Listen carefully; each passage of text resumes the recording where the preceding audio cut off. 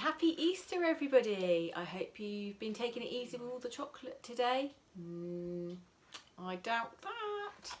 Anyway, I hope you've been having a lovely family day. Now, today I'm going to be reading The Bear and the Bees by Ella Richardson and illustrated by Lydia Monks. It's a lovely, lovely story. Our story begins with your imagination. Now, imagine a world full of black and yellow creatures that fly above your heads. Bees, yes, but not normal bees. These bees can talk, and not only can they talk, but they also go to school.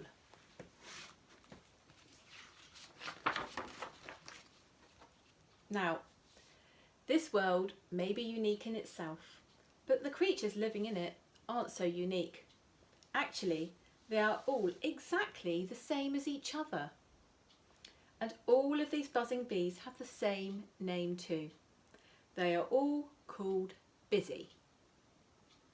Every single one of them. Imagine being at school when the teacher takes the register if you all have the same name. How confusing would that be? How would you know when it's your name being called out? Well, that's what happens to these bees every day.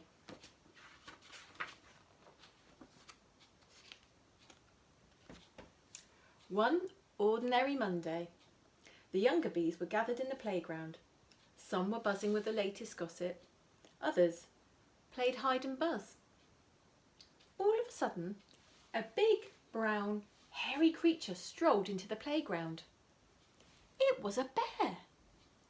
The bees buzzed loudly and flew here and there in a panic. "Hey guys," the bear spoke softly. "My name is Gruzzle. Don't be afraid. It's my first day here." The bees stared in shock at one another. "This isn't the right school for you," one bee buzzed crossly. "You're different. You don't have stripes like us, and I bet you can't fly," argued another. "And he's not even called Busy," a third bee joined in. "We don't like people who are different. Go away." Gruzzle's face fell. "Does it matter if I'm different?" he asked. The answer was obviously yes, because the bees flew away into their classrooms, ignoring his question.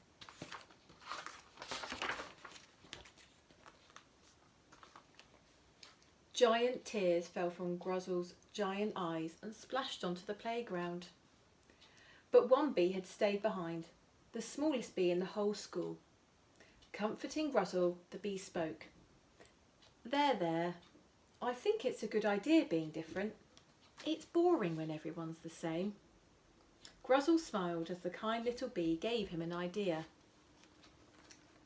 The rest of the day zoomed past. Some of the bees made nasty remarks when Gruzzle walked by and giggled behind his back. But Gruzzle didn't care. He had a plan, a good one too. All he needed was imagination, which he sure had already.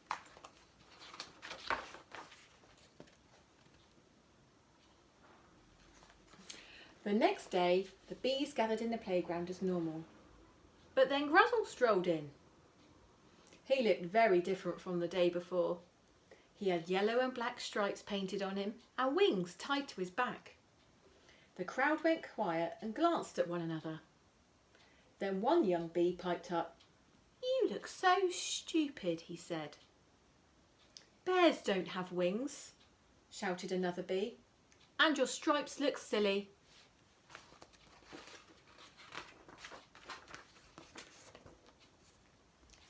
Everyone laughed, but they soon stopped as Gruzzle started chuckling too.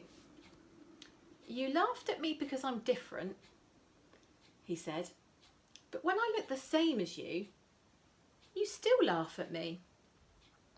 I am different and I'm happy being a bear. There's nothing wrong with being different." The bees paused for a moment and thought about what Gruzzle had just said. Then the smallest bee started cheering and shouted, "Hurrah for Gruzzle!" "I'd like to be different," a big bee said. "I'm going to go purple." "And I'm going to change my name to Buzzle," another exclaimed. The next morning, the playground was more cheerful than it had ever been. All the bees were brightly coloured and were buzzing about trying to learn the new names they'd each given themselves. Look at that. Full of different colours. Gruzzle looked around and smiled. He thought to himself that it's okay to be unique. It's okay to be you. And that's quite right. That was The Bear and the Bees by Ella Richardson and Lydia Monks. Now, go and enjoy the rest of your chocolate. Shh.